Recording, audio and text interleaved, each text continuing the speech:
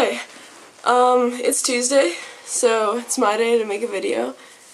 Ignore the wet hair and glasses again because it's late at night and I should go to bed really soon. But of course YouTube will take forever to upload this, so I may not. It's alright. I'm breaking out this somewhat wintry sweater. It'd probably be more appropriate last week, but I was in a hotel and only had tennis clothes mostly. Whatever. Alright, so this week is New Year's resolutions, which I really don't exactly have any New Year's resolutions besides watch slightly less television, because I sit around and I'll just sit there and I'll just kind of zone out and I don't get done the things I want to, like reading or writing or anything like that.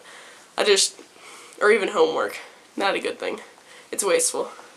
Okay, but I did read this article in USA Today the other day, a day or two ago, that was all about free will and how we think once we're faced with two options that right at that moment our brains, or we are able to decide between the two, and that is our free will.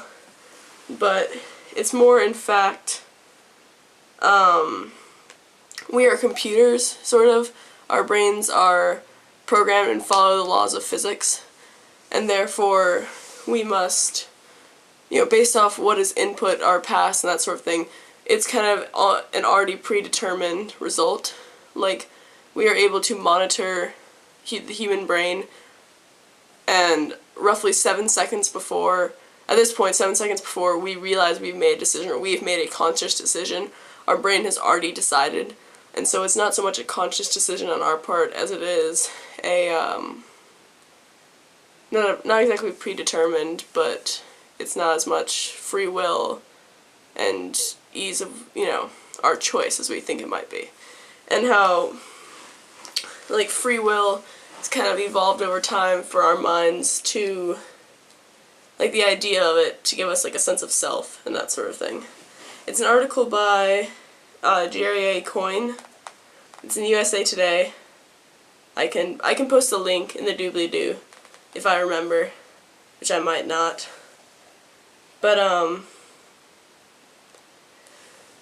and then it comes to the point, if we don't exactly have free will, which we do in a sense, but not in the most literal sense of at the second that we are given two choices, we choose what the options are. It's more of a sense of earlier on we can make good decisions which influence others. Like, it is to say that a lot of people, people in jail, we say that they've made poor choices, once they're at that point. But in fact, it's more of their history and, like, a predetermined, having to do with physics, a determination already in your brain as to what you're going to do. And that's not to say that we shouldn't punish those who have broken the law in some way, especially, if it's someone that was dangerous to that person. But that's to say that when we're putting them in jail, we are teaching a lesson to those who see that reaction, and they've learned then it's an input into their brain that later on they may not make that same decision.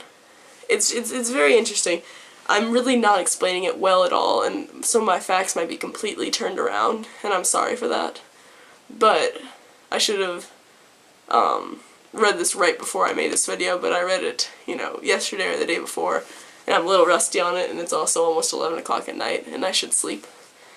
But it's to say that basically the whole point of this is if someone says you don't have free will, it might give you a sense of hopelessness or something like that. In fact, it doesn't.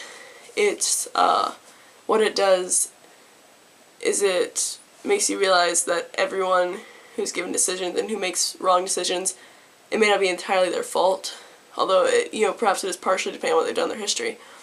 But it's so we have, we show mercy towards other people, and we can be compassionate towards them, and show in a certain way how we would like other people to perceive our actions.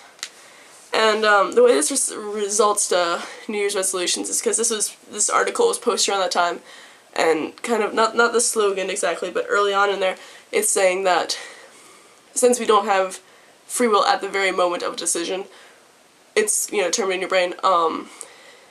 If you get to the point of you might break your New Year's resolution, like say you weren't going to eat chocolate at all or something like that.